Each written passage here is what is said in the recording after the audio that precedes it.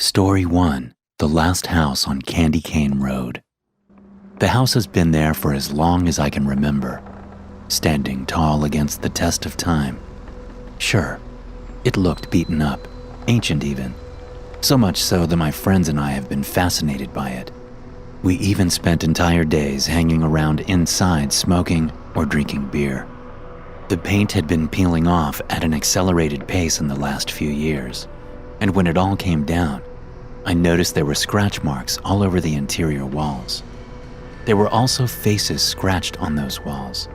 Some were happy, some were sad, some were angry, and some were evil. Their wretched eyes staring deep into mine made me shiver with unease. The faces were chaotically contorted with either disgust, fear, or anguish that spread throughout the room, filling it with dread. It was a feeling of not belonging, of something out of this world, a plague that came here to haunt the living and twist their minds into dark despair. I stood still, in silence, the first time I saw them, just watching and observing. All kinds of scenarios went through my head. Why were they there? Who painted them? And for what reason? Was it all just a joke, meant to play with the minds of those who laid eyes upon this grotesque imagery of hellish creatures? This house always had a bad reputation. The townsfolk warned the kids in town to stay away from it during the night because weird things happened there. But, of course, I had my reservations about that. Most of the time, it's just make-believe with these types of scary stories. The adults like to play games and blow things out of proportion to conceive a silly story. One of these stories is about the name of the house, or rather the name of the street it's located on, Candy Cane Road. The houses in that neighborhood are all new and inhabited by people with good reputations, respected, and well known in our town.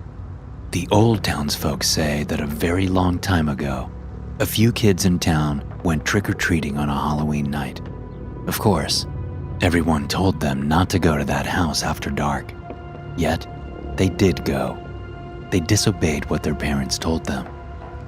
No one ever found the kids. The only thing the search and rescue parties found was a candy cane smashed all over the street and lots of blood that adorned the candy. They looked at the house that stood like a menace in the dark, just watching them, observing them, and studying their every move. The wind shrieked in the hollow darkness, and some people said they could hear the children's cries tearing through the fabric of the night. The candy cane has always been associated with Christmas time, and so many people never understood why this particular type of candy had been found on a Halloween night. I can't imagine what it must have been for their parents. Heartbroken, not knowing what happened to their children, and how they died that way. Empty and alone, and without being able to say goodbye. They only buried cold and empty coffins. Maybe those drawings were made by the children before they vanished, or perhaps they were made by whatever or whoever killed them.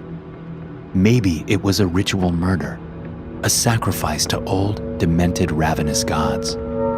I jumped when I felt a hand squeezing my shoulder. Whoa, easy there, buddy. What's gotten into you? Tommy asked. He has been my best friend since we were little kids. He was the brother that I never had. Nothing, man. Sorry. It's just these damn drawings. They are hypnotic. Scary little monster faces. Repulsive, don't you think? I asked him, beads of sweat coming down my temples. What? What are you talking about? The drawings on the wall, I said, turning to face the now blank wall. They were here just a second ago. The scratches and the monsters, Tommy. Dude, get off your trip. Did you smoke something before we got here? He said, inhaling air and coughing after. No, man, I said. My fingers began shaking and my knuckles hurt. It was as if small vices were placed on each knuckle and an invisible force squeezed tighter. I wondered if they would explode and imagined blood and bone jumping all over my face and on the walls. John, snap out of it. Let's drink a beer. Ah, shit. I forgot my cigarettes at home. Can you spare one, please? Tommy asked, wiping saliva from the right corner of his mouth. Stop lying, Tom. You rarely have cigarettes. You always ask either me, Kevin, or Joey over there. But they're too ashamed to say anything. So I think it's time to start buying your own, dude. Here, this is the last one, I said, reaching in my jacket side pocket for the pack. I pulled 2 out, one for him and one for me. He placed it in his mouth. Well, if you're giving me shit to eat, at least give me a goddamn spoon to eat it with, he said, raising his hands in the air. I let out a sigh and lit a cig. Fuck you, Tommy. We both laughed it off and went to Kevin and Joey. They were already smoking, laughing, and belching from the cheap beer they had already downed. Guys, our boy Johnny over here said he saw monsters on the walls, my best friend said. He burst out in laughter. Joey laughed too. Kevin didn't. Well, I saw them too, Kev said, flicking his cigarette. What's there to laugh about? I didn't, said Joey, letting out the loudest burp I had ever heard. It was goddamn demonic. Well, the wall's empty. No paint, no drawings, nothing, Tommy said, puffing his freshly lit cigarette. And scratch marks too, I said, still thinking about the monstrous, contorted, and twisted devilish faces. The sunset was near, a fiery orange hue with a dash of bright pink and wavy yellow light colored the sky above. They intertwined, delivering an otherworldly spectacle. It was such a formidable sight. Top that with the light summer breeze and the rustling of leaves, and there it was, a perfect picture painted by Mother Nature herself. That was on the outside, lively and beautiful, a view that made up for 1,000 words. Yet, inside the house, the silence was all too pressing. It was morbid even, and it felt like we were on the precipice of seeing things we were not supposed to see. It felt like being in a tomb. All right, let's head out. It's going to be night soon. We are not supposed to stay here after nightfall, said Kevin. We were heading out to the main entrance when it started happening. The scratches and the faces appeared again. It looked like spirits were just drawing them. Holy fucking shit, Joey said, frozen in place like a statue. What the fuck? The drawing got faster and louder. The scratching noises were unbearable, and we all covered our ears. What the hell is going on? I screamed, and before we all knew it, it got dark outside. Pitch black, a blanket of darkness sprinkled with tiny, shiny white dots. Hey, hey, hey, hey. A choir of otherworldly voices called for us. We all turned and saw 4 children, just about our age, 3 boys and 1 girl.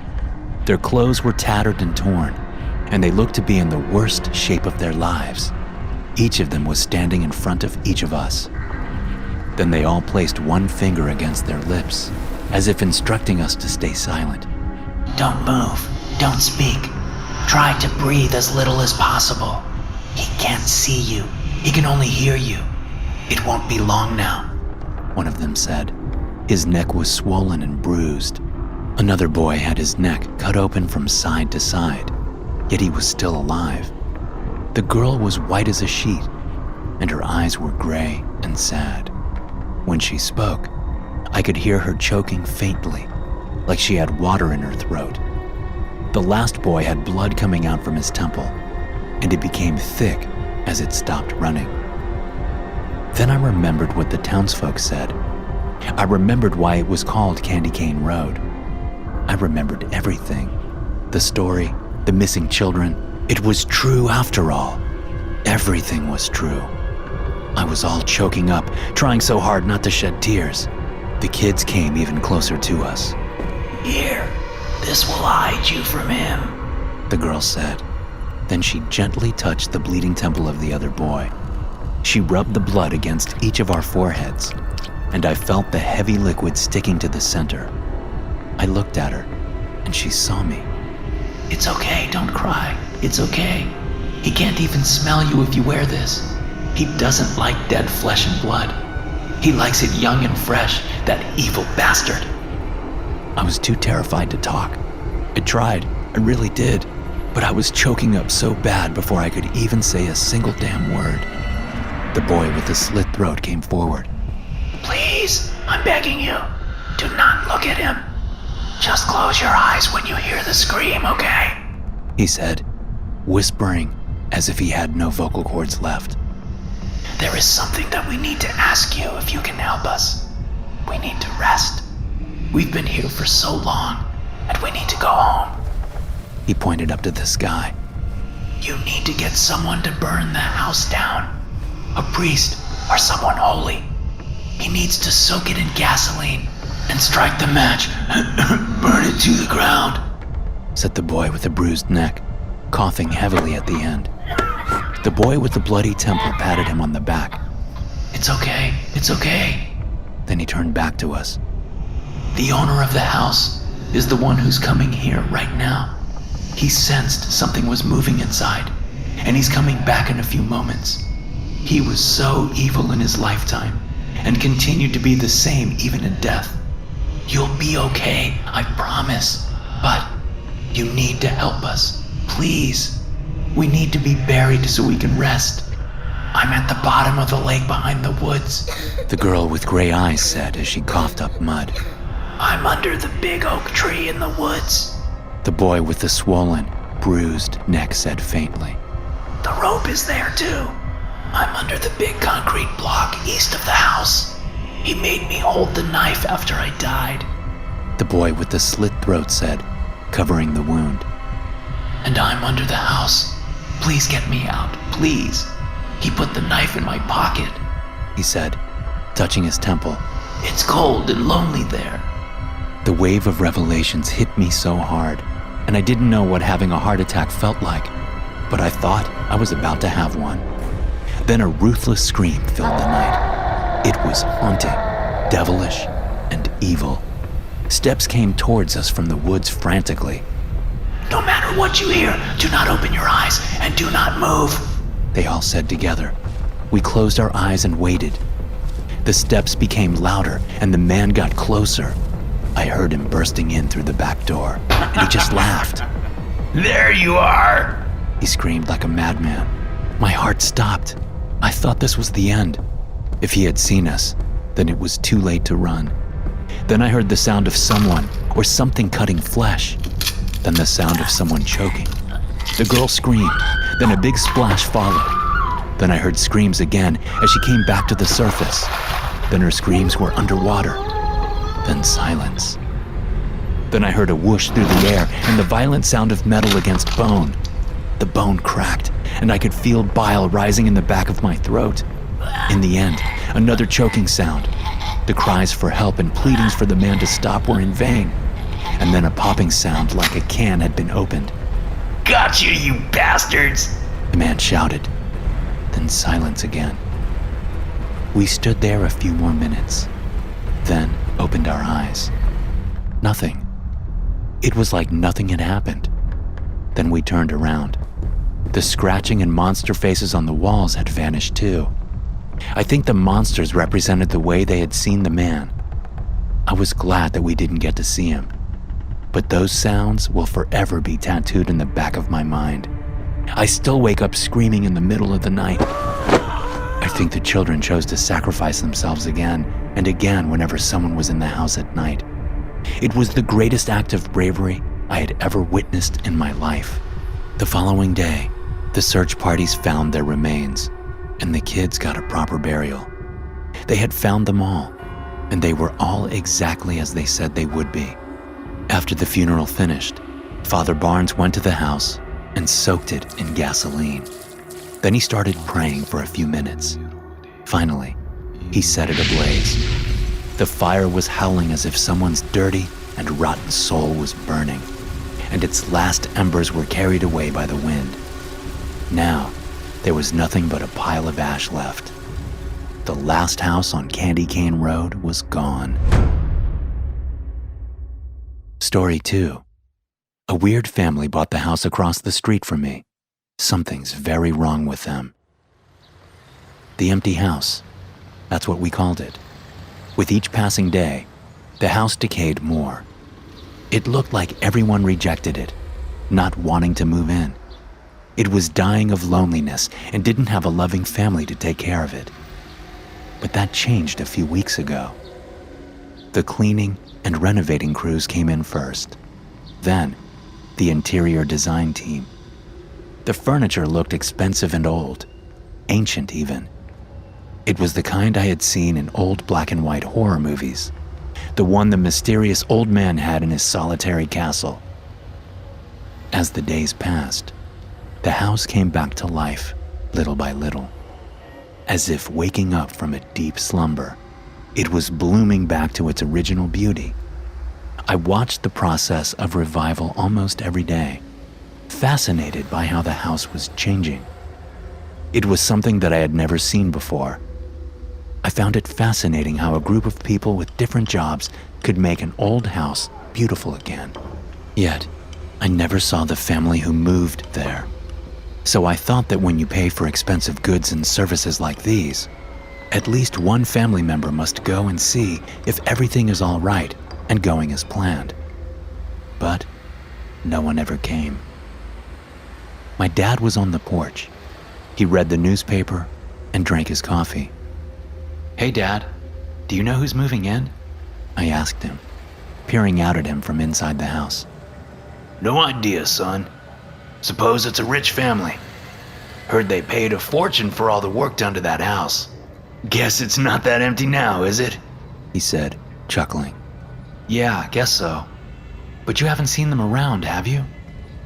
I saw a bald guy. He wore a black suit and carried a briefcase. Maybe he was someone from the family? He was an odd-looking duck, let me tell you. No facial hair either. He looked like one of the people you see in videos about conspiracy theories, Dad said, raising an eyebrow. He sipped on some coffee and returned to reading the paper. Something's off about this whole thing, Dad. I can feel it. Don't know what, but it feels creepy. Dad shrugged and returned to reading the paper. I went back inside the house. I didn't know why, but a cold shiver came creeping up my spine. I shrugged it off and got to reading the last issue of my favorite comic book. I got lost in reading for many hours. Then, finally, I lifted my head and saw that it had gotten dark outside. Mom called me downstairs to dinner. Before I went, I looked out the window and, for the first time, I saw the lights turned on in the empty house. Then a silhouette passed by running in front of the window. It was that of a small boy. I went into the kitchen and told my dad the neighbors had arrived. Do you think we should go and say hello? I asked my parents and motioned to the house across the street. There was no car and, most of all, no sign of how they had arrived or when. I mean, I still have some apple pie in the fridge. I could put some in a plastic container, and we can go if you want, honey, Mom said, draining the pasta in the sink. We had bolognese that night, one of my favorite dishes, and Mom was the best cook I had ever seen in my life. The aroma still lingered in the kitchen and slowly spread throughout the house. I was already at the door, waiting to go and say hello to our new neighbors. We arrived on their front porch, and I rang the doorbell. A thin, tall lady opened the door. She wore a white apron stained with red droplets. I thought she probably had an unfortunate kitchen accident while cooking. This had happened to my mom, too. Things like squeezing too hard on the ketchup bottle and spreading it everywhere, or staying too close to the sauces while stirring. Hi there. We are the Buchanans. We live right across the street from you.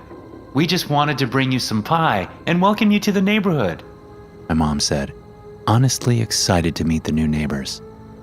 The woman glanced back. She looked uneased, not scared, only startled. She began biting on her nails. There was a faint clicking noise somewhere in the house. I didn't know if they were eating or if it was something else. Hello. We're the Millers. Sorry, but now is not the right time for a visit.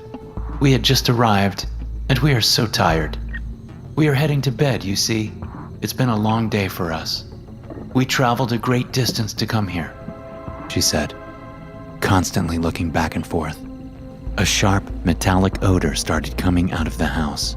It was intoxicating, nauseating, and I felt sick to my stomach. It smelled like rotten stew or something like that. I looked at both my parents' faces, and their eyes said it all. They felt it too, but tried to act cool about it. "Oh, we're sorry. We're going to leave now. We don't want to intrude. Here, take this and come by our house when you're feeling better," my mom said apologetically, handing the lady the apple pie. Who is it, Mom? A kid asked, coughing.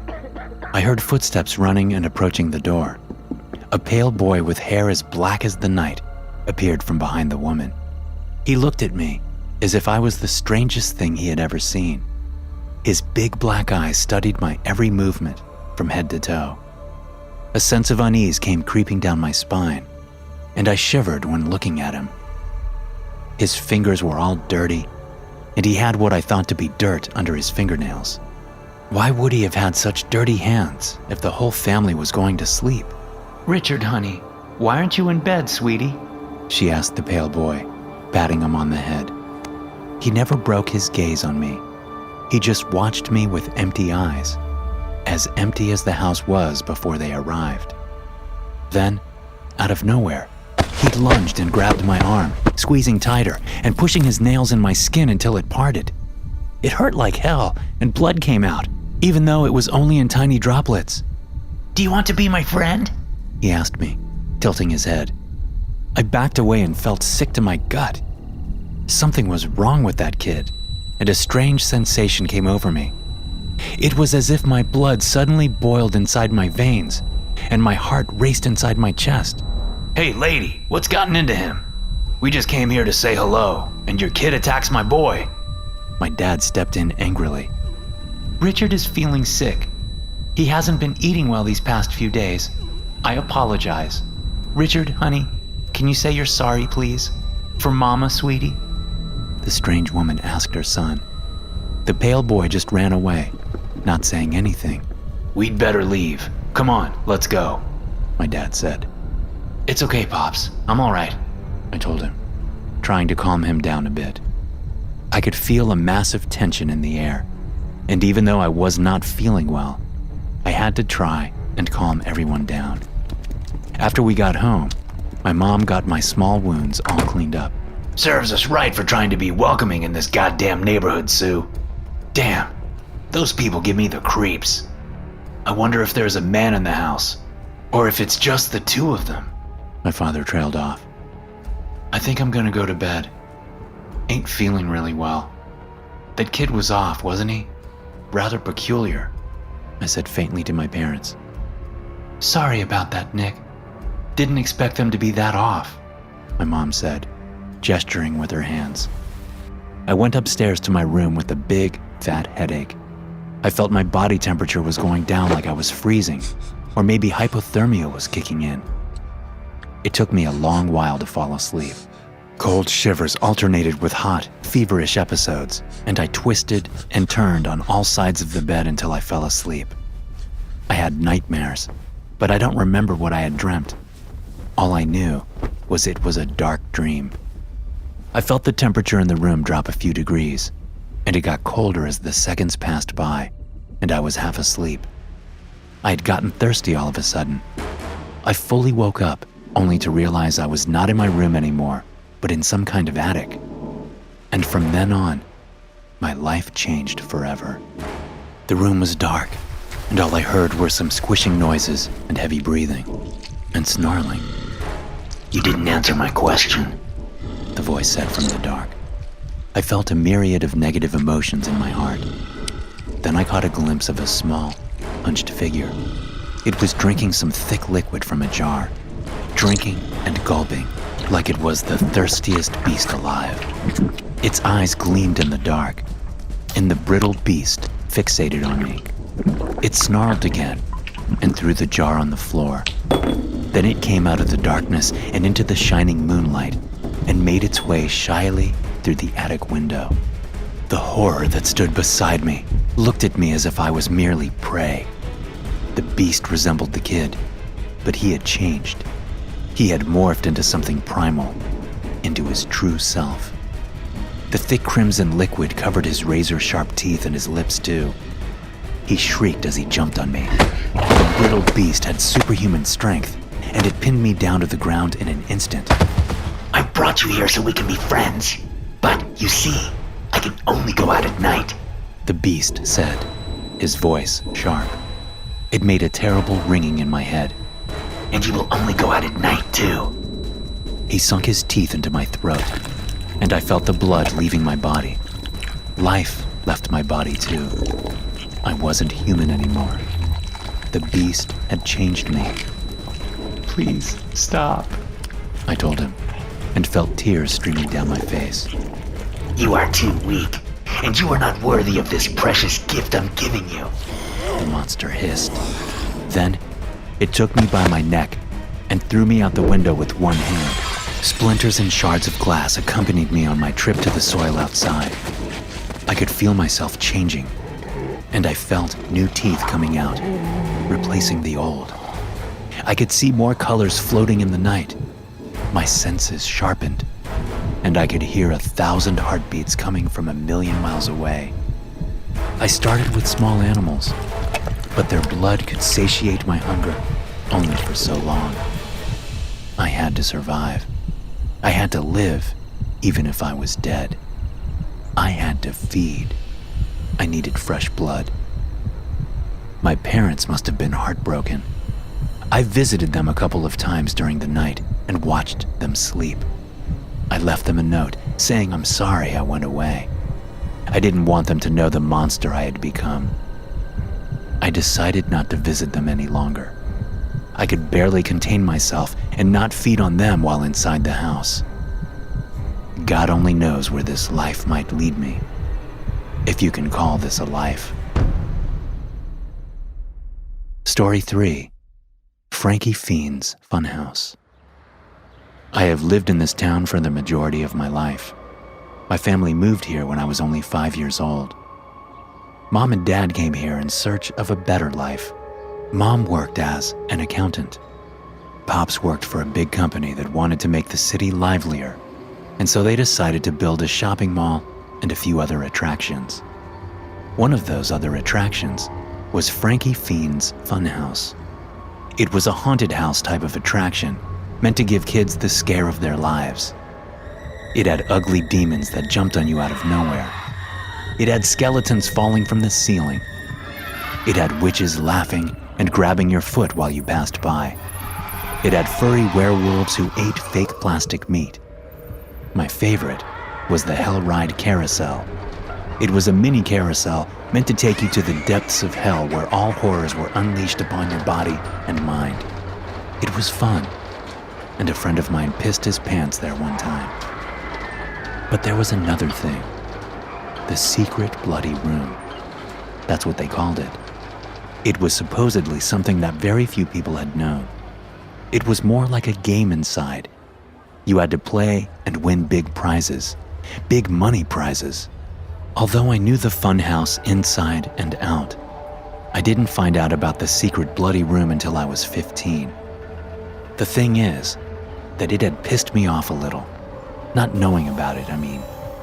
I had beaten every game in that house, and not for a second did I know about the secret bloody room. My friends and I really loved going there. It was entertaining. One night, when we were about to enter the house, we were greeted by a rather peculiar individual. Hey there, kiddos. The man exclaimed, bowing to us as if we were kings. My name is Frankie. Frankie Fiend at your disposal. And this is my house. I have seen you quite a lot here. You must really like it, huh? I stared at him. He wore a white mask, the kind you see in those horror movies with strange cults. He also wore white gloves and a black suit, and none of his skin showed. Yeah, I guess. We like hanging around here, I said, still inspecting his odd outfit.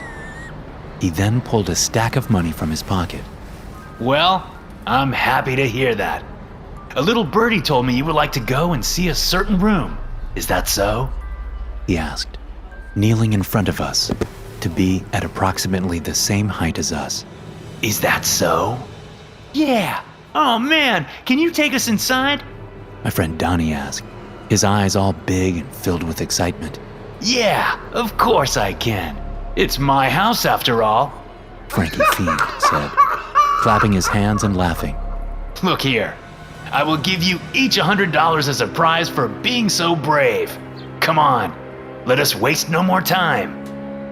We went inside and took an elevator to the basement from his bland office. Upon descending, I realized that we trusted a stranger to lead us to an unknown place. How the hell did we know that this was the real Frankie or not? We hadn't even seen him once in real life, let alone without a mask. The elevator finally finished its descent. We were now facing a bright red door. Frankie took an ancient key out of his pocket and inserted it in the golden knob. I heard it unlock, and we all looked in awe, our hearts bursting out of our chests as the suspense was killing us.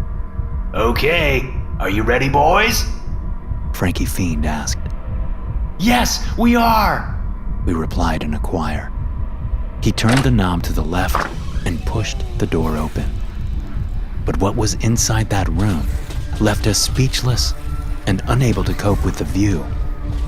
There were countless cages and glass jars and old books inside. In those cages, there were creatures that neither of us had ever seen before. I don't think they were even known to man as legends, because I had never read anything about them. And I used to read a lot back then. I saw what resembled a Wendigo in one of the cages, except it could speak. He asked Frankie to let it go, but Frankie just shook his head. On one side, there was a small glass pool, and a creature with 3 tails and 3 heads swam around, constantly hitting the glass. It was all covered with scales and spat a green liquid that seemed very acidic. In those jars, Frankie had different small fossils and bones and skulls. There was a colossal bat skeleton. I thought it was prehistoric or something like that, except it had horns and fangs. Frankie took his mask off. Underneath, he wasn't a human being. We were frightened at this point for our lives and sanity. He had green skin and scales. His tongue was split at the top, just like that of a snake. His eyes were yellow, and he blinked vertically. Don't be scared of me. I didn't choose to be like this, kids. What I did choose was to fight and kill these things that threaten the balance of the world. They squirm about under the earth and wait silently in the woods and mountains to attack. They want to destroy this world, take hold of it, and make it their own. I was like you once, you know? A human, he said, sighing. What happened? I finally mustered the courage to ask him. One of these things bit me deep down in the jungle. We were on a mission, and all my colleagues were murdered violently and eaten right in front of me. They wanted to make an example out of me and sent me home with this curse in my veins, he replied, squeezing his hands harder and harder with anger. What things? Donnie asked. The lizard people of the jungle. They live in the darkness, waiting for us to cross their path. They made me eat something, I don't know what. I turned into this overnight. I have been trying to find them ever since, but with no success, Frankie said, his voice cracking. I had a wife and 2 beautiful kids. You remind me of them. That's why I invited you here, he said. You were the first humans I let in here. But why? I asked. I am getting old, and I need to pass the torch. In 10 years or so, I will be nothing but bones and dust.